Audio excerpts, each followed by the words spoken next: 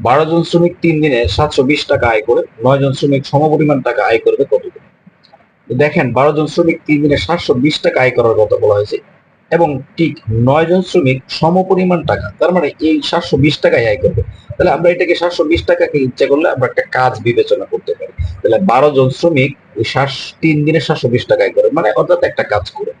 তাহলে 12 জন শ্রমিক যদি 3 দিনে একটা কাজ করে, তাহলে একজনে কত দিনে করবে? 12 জনে করে হচ্ছে 3 দিনে। তাহলে একজনের করতে অবশ্যই কি বেশি সময় লাগবে, 12 গুণ 3 দিন সময় লাগবে।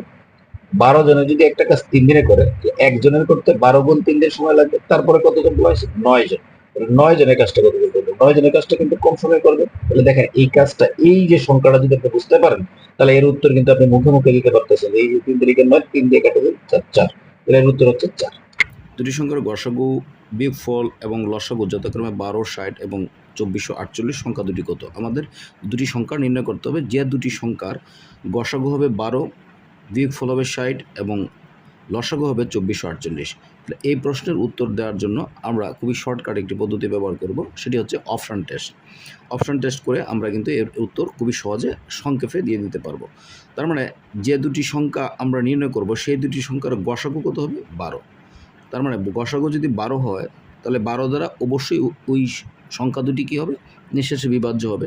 তাহলে আমরা এই প্রথম শর্তটা ওই সংখ্যা দুটির মধ্যে প্রয়োগ করব। তাহলে এখন অপশানে আমাদের যে সংখ্যাগুলো আছে, কোন দুটি সংখ্যা সঠিক উত্তর সেটি আমরা নির্ণয় করব। তাহলে 12 দ্বারা যেহেতু প্রত্যেকটি সংখ্যা বিভাজ্য হবে, আমরা সেটা প্রয়োগ করে দেখব। 12 দ্বারা 104 ভাগ যায় না। কেন? 8 12 96, 9 12 108, তার মানে 104-এর মধ্যে 12 দ্বারা বিভাজ্য হচ্ছে না। তার মানে 12 দ্বারা 104 বিভাজ্য হচ্ছে না। তাহলে এটি আমরা, যেহেতু বলা হচ্ছিল যেহেতু মানে সংখ্যা দুটির গসাগু হবে 12, তাহলে অবশ্যই প্রত্যেকটি সংখ্যায় বা দুটি সংখ্যায় কী হতে হবে? বিভাজ্য হতে হবে। তাহলে এই 104 যেখানে আছে সেগুলো কোনোটাই সঠিক উত্তর নয়। তাহলে এটাও সঠিক উত্তর নয়, এটাও সঠিক উত্তর নয়। তাহলে সেই অনুযায়ী একটি থাকে, তাহলে সেটিই সঠিক উত্তর এবং এটা আমরা যাচাই করে দেখি। দেখুন যে 12 দ্বারা কিন্তু 144 বিভাজ্য এবং 204ও বিভাজ্য। কীভাবে 204 বিভাজ্য? 12 20-এর মধ্যে কতবার যায়? একবার। 12-কে 12 বিয়োগ করলে থাকবে কত? 8, আর পাশে কত? 4, তাহলে 84। 84-র মধ্যে 12 কবার যাবে? 7 বার। তার মানে এই দুটি সংখ্যার প্রত্যেকটি কি 12 দ্বারা বিভাজ্য। তাহলে এটি হচ্ছে সঠিক উত্তর। x + 1/x √3 হলে x³ + 1/x³ এর মান কোনটি?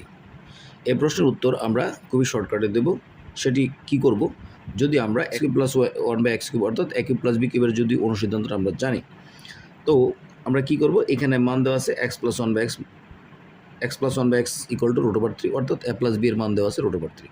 তো আমরা যেটা করব সেটা হচ্ছে যে আমরা যদি সূত্রটা জানি, সূত্রে কি আছে যে a + b whole cube -3ab, তাহলে এই মানটা যে আছে সেই মানটার কি করব?